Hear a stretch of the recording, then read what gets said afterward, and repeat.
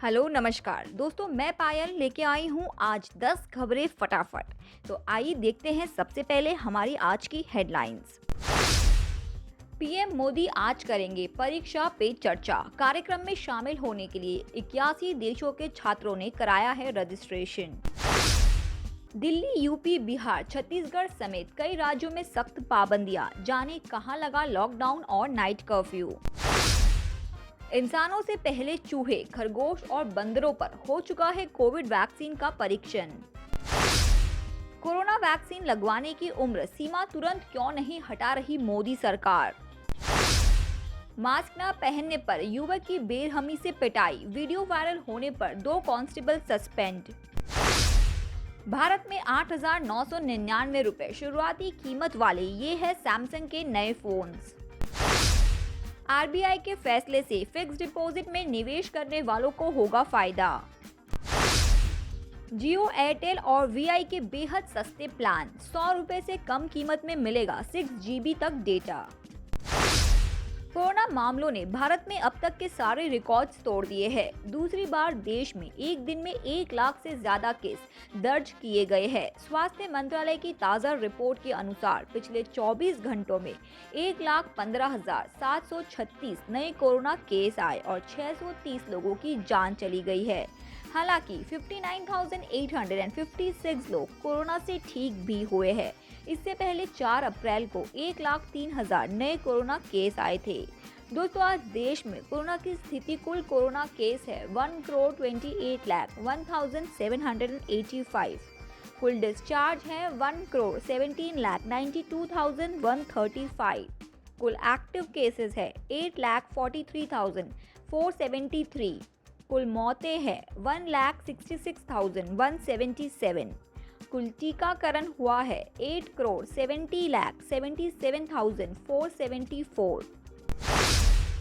Board परीक्षा की तैयारियों में जुटे छात्रों को प्रधानमंत्री नरेंद्र मोदी तनाव से बचने का मंत्र देते दिखेंगे। इसके साथ ही वे छात्रों को परीक्षा से जुड़ी तैयारी को और बेहतर करने की टिप्स भी देंगे। पीएम के साथ परीक्षा पे चर्चा कार्यक्रम की शुरुआत शाम 7 बजे होगी। ये कार्यक्रम पहली बार वर्चुअल आयोजित किया जा रहा है। परीक्षा पे चर्चा कार्यक्रम में पीएम छात्रों के सवालों का भी जवाब देंगे। इसमें देश व विदेश के छात्र शामिल होंगे।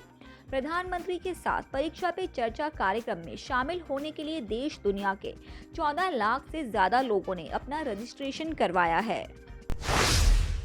देश में कोरोना महामारी ने एक बार फिर गंभीर रूप ले लिया है। रोजाना कोरोना के मामले नए रिकॉर्ड बना रहे हैं। दिल्ली, यूपी, महाराष्ट्र और पंजाब समेत कई राज्य सरकारों ने सख्त पाबंदियां लगा दी है। दिल्ली अब रात 10 बजे से सुबह 5 बजे तक घर से निकलने पर रोक लगा दी गई है। वहीं गुजरात सरकार ने भी 30 अप्रैल तक 20 प्रमुख शहरों में शाम 8 बजे से सुबह 6 बजे तक नाइट कर्फ्यू लगाने की घोषणा कर दी है। दिल्ली में नाइट कर्फ्यू लागू कर दिया गया। गुजरात सरकार ने 30 अप्रैल तक गुजरात के 20 प्रमुख शहरों में शाम 8 बजे से सुबह 6 बजे तक नाइट कर्फ्यू लगाने की घोषणा की है। दोस्तों, कोरोना वायरस का संक्रमण देश पे बेकाबू तरीके से बढ़ रहा है। वहीं दूसरी तरफ दुनिया भर के लाखों लोग खुद को कोरोना से सुरक्षित रखने के लिए कोवैक्सीन का इस्तेमाल कर रहे हैं। इस वैक्सीन ने कईयों की जान बचाई है। कई जगहों पर संक्रमण बीमारी को फैलने से रोकने में मदद की है। हमें इस वैक्सीन के लिए चूहे, सीरियाई, हैमस्टर, खरगोश और रीसिस मकाक बंदर को धन्यवाद करना चाहिए। दरअसल चूहे, सीरियाई, हैमस्टर, खरगोश और रीसिस मकाक बंदर ही वो जानवर थे जिन्हें भारत बायोटेक के वैज्ञानिकों द्वारा विकसित किए गए 3 वैक्सीन का सबसे पहला डोज दिया गया था। महाराष्ट्र सरकार ने इस बारे में केंद्र सरकार को चिट्ठी लिखकर 25 साल से ऊपर सभी को कोरोना का टीका लगवाने की इजाजत मांगी है। वहीं दिल्ली की सत्ता पर काबिज आम आदमी पार्टी के नेता राघव चड्ढा प्रधानमंत्री से सवाल पूछ रहे हैं कि क्या भारत सरकार के लिए पाकिस्तान के लोगों की जान की कीमत भारत के लोगों की जान की कीमत से ज्यादा है। उनका इशारा वैक्सीन निर्यात के फैसले को लेकर था। इसी तरह की गुहार राजस्थान के चिकित्सा एवं स्वास्थ्य मंत्री डॉक्टर रघु शर्मा ने कहा। प्रदेश में जिस तेजी से कोरोना संक्रमण फैल रहा है, केंद्र सरकार तुरंत कोरोना वैक्सीनेशन के लिए आयु सीमा को हटाए, जिससे कम समय में अधिक लोगों का टीकाकरण कर संक्रमण के फैलाव को रोका जा सकता है। कोरोना वायरस के खिलाफ वैक्सीन कार्यक्रम जारी है। हालांकि इसी बीच खबरें आई थी कि टीका लगवाने के बाद भी लोग वायरस का शिकार हो रहे हैं। ऐसे में सरकार ने इस समस्या से निपटने का तरीका खोजा है। अब कोविड-19 के सैंपल टेस्ट में फॉर्म में नया कॉलम मिलेगा, जिसमें आपको वैक्सीन से जुड़ी जानकारियां देनी होंगी। फिलहाल सरकार के पास ऐसे मामलों का पता करने के लिए कोई व्यवस्था नहीं थी। सरकार ने टीका लेने के बाद संक्रमित होने वाले लोगों का आंकड़ा जुटाने की नई व्यवस्था की है। कोविड-19 के सैंपल टेस्ट के फॉर्म में नया कॉलम जोड़ा गया है। अब इस सैंपल रेफरेंस फॉर्म में व्यक्ति को बताना होगा कि उन्हें टीका लगा है या नहीं। अगर टीका लगा है तो उन्हें वैक्सीन से जुड़ी जानकारियां देनी होंगी। इनमें वैक्सीन का नाम, कोविशील्ड या कोवैक्सीन, तारीख जैसी जानकारी साझा करनी होगी।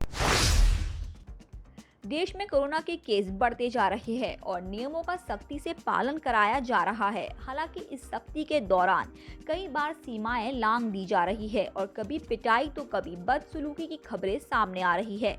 ऐसा ही एक मामला मध्य प्रदेश के इंदौर में सामने आया है, जहां मास्क न पहनने पर एक आदमी की 2 पुलिस वालों ने जमकर पिटाई की है। इस दौरान एक 35 वर्षीय शख्स बिना मास्क पहने दिखाई दिया। पुलिस के 2 जवानों ने उसे रोक लिया। अचानक जवान उस आदमी को पीटने लगे। इस पिटाई का वीडियो वायरल हो रहा है, जिसके बाद आला अधिकारियों ने आरोपी दोनों पुलिस कर्मियों को सस्पेंड कर दिया।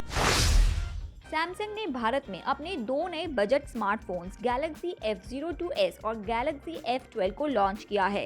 ये कंपनी की F सीरीज के लेटेस्ट मॉडल्स है। इन फोन्स की शुरुआती कीमत 8,999 रुपये रखी गई है। इनमें से गैलेक्सी F12 डिस्प्ले और क्वाड कैमरा सेटअप दिया गया है। गैलेक्सी F02s की बात करें तो भारत में इसके 3GB प्लस 32GB वेरिएंट्स की कीमत 8,999 रुपये और 4GB प्लस 64GB वेरिएंट की कीमत 9,999 रुपये रखी गई है। इसे डायमंड ब्लैक, डायमंड ब्लू और डायमंड व्हाइट कलर ऑप्शन में उतारा गया है। वहीं गैलेक्सी F12 की बात करें तो इसके 4GB प्लस 64GB वेरिएंट्स की कीमत 10,999 रुपये और 4GB प्लस 128GB वेरिएंट्स की कीमत 11,999 रुपये रखी गई। भारतीय रिजर्व बैंक ने मौद्रिक नीति समिति की बैठक में रेपो रेट में कोई भी बदलाव नहीं करने का फैसला लिया है। आरबीआई ने लगातार 6ठी बार नीतिगत दरों में कोई बदलाव नहीं किया है।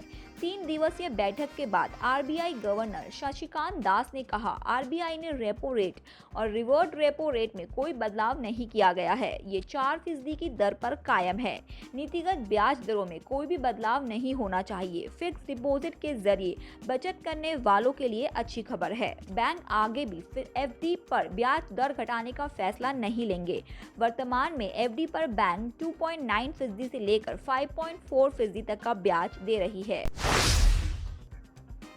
दोस्तों, टेलीकॉम कंपनियों के बीच सस्ते प्लान को लेकर इन दिनों कड़ी टक्कर चल रही है, जिसका मकसद ग्राहकों को लुभाना है। रिलायंस, जियो, एयरटेल और वीआई अपने अपने ग्राहकों को अलग अलग तरीके के कई सस्ते रिचार्ज प्लान ऑफर करते हैं। तीनों दिग्गज कंपनियां अपने ग्राहकों के लिए शानदार ऑफर्स पेश करती है और खास बात यह है कि कुछ प्लान ऐसे भी हैं जिनकी कीमत 100 रुपये से कम की रखी गई है। हम आपको जियो, एयरटेल और वीआई जैसे पॉपुलर टेलीकॉम कंपनियों के कुछ ऐसे प्लान्स के बारे में बताने जा रहे हैं जो कि 100 रुपये से कम कीमत में उपलब्ध है। अच्छी बात तो ये है कि 100 रुपये से कम कीमत वाले इन प्लान्स में डेटा और फ्री कॉलिंग जैसी सुविधाएं समेत बाकी कई फायदे भी मिलते हैं।